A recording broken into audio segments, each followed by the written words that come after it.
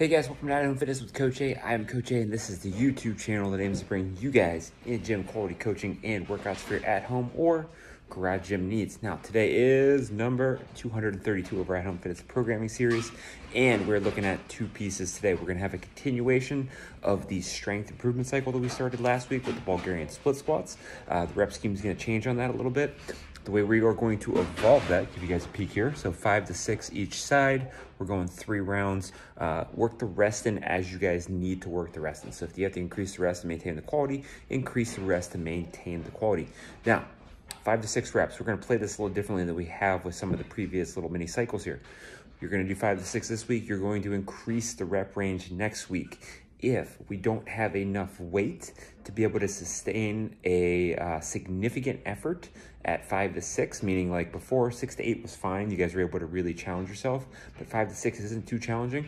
I want you guys to put a tempo on it. I want you to slow it down a little bit on the eccentric going down. I want you to maybe put a pause, a hold at the bottom, and then have your normal space, your normal speed, your normal time frame coming up out of the hole with probably a hesitation at the top if you want to put it in a hesitation at the top. Okay, now moving on to the workout for today. You guys are looking at 5 rounds, 30 Russian kettlebell swings. That's going to be a lot. Let's try and hold on to it if we can.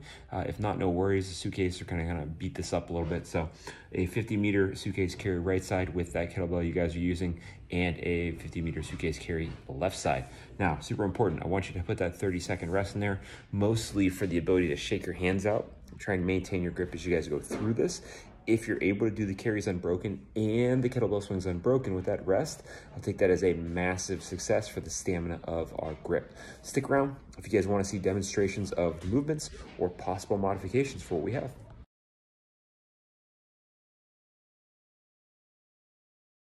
All right, guys, so we're standing pass-throughs, and the last piece of this warm-up is going to be a balance drill.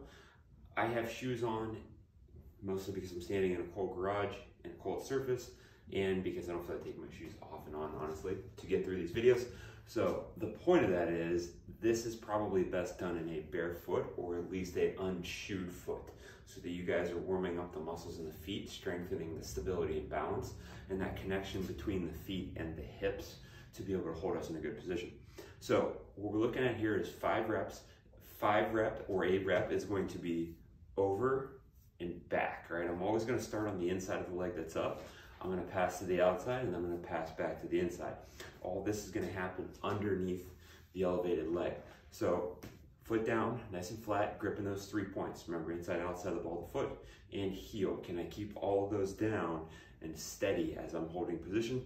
I would normally suggest that you guys put a slight bend in the knee so that the hip is able to work a little bit harder there. A lot of times that stiff leg, you're basically just going to be relying on the muscles in your feet to be able to control that instead of having the hip there as an assist. Also keeping in mind the core probably wants to be braced here, right? Squeezing the glute, bracing the core. Most people, that's going to be a big help. Every so often find the person that bracing the core makes them less athletic and thus probably disdains their balance a little bit, but that's vast majority of people are not going to be that case. So what we're doing here is we're picking this knee up 90 degrees. I'm going to hand that weight off to the outside, and I'm going to hand it off back to the inside. 1 rep, 2 reps. If you guys are All right, guys, our first official week on the Bulgarian split squat train. Keep in mind, this can be done with a bench, couch, whatever you want to use. I just happen to have a roller that's made for this that I can set my ankle on. So if you guys can weight this, obviously I want you to weight this. Feel free to weight it to a heavy 5 or 6 rep. The focus, remember, is quality 1, range of motion 2, and weight 3. Meaning, I only want you guys to go through a full range of motion if you have the quality control component, specifically the mechanics, to do so.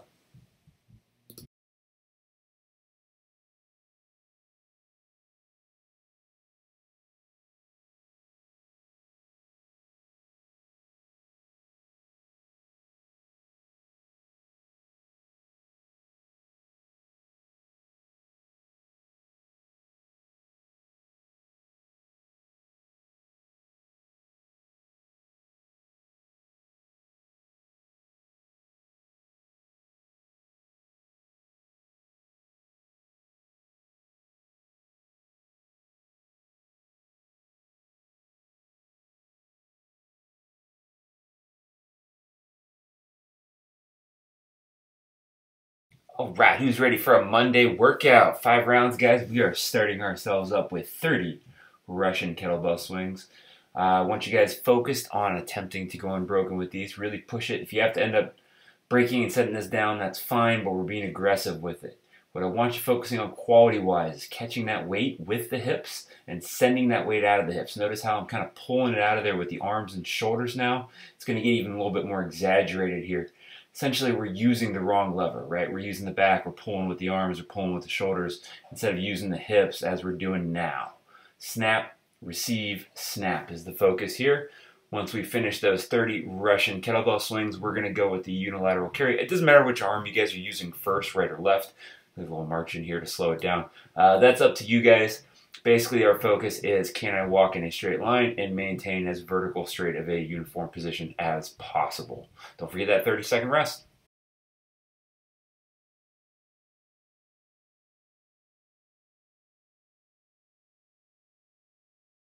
Stay tuned for movement modifications. Alright guys, modifications. Remember, for the Bulgarian split squats, I want you guys trying to get into that single leg position.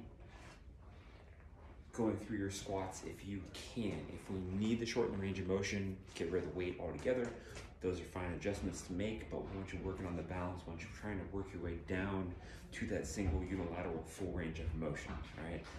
One of the things we could do if we don't have anything that's efficiently able to prop us up is take our weight and hold ourselves in a lunging position, but you're gonna have to adjust that back foot forward a little bit so the weight's out over the front hip, the knee is able to track forward over the toes, and you guys are able to push down through the hip and get the knee extension from there. So the angles are similar, okay? Honestly, even if you're able to take that foot and put it on a step, maybe going upstairs another level or something along those lines, that would be super helpful. A couch is probably a pretty easy thing to use here. I mean, your foot's probably gonna move around a little bit on the couch, but it's going to be more than likely a knee level position. So that's a pretty easy thing to set yourself down on. Now, when it comes to modifying the workout, what we're looking for is a unilateral unbalanced carry.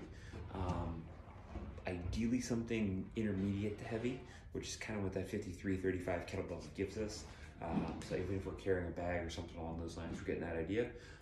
The kettlebell swings obviously have a grip component to them, but they're even more about hip extension and aerobic capacity. So what I want you guys working on is trying to get something through to extension. If we have a barbell, it can be a super light, super snappy, maybe even muscle hang clean kind of thing.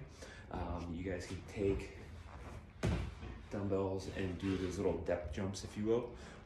You can always swing them if you want, but those jumps might be something that's a little easier to stay coordinated and under control with and do them accurate. So feel free to mix it up, maybe a low box jump or something if you guys are getting hips through on the takeoff, landing quickly, landing high and aggressive. But keep it moving. Obviously you're gonna work the rest in there, but as best you can, try and make that carry nice and heavy, challenging.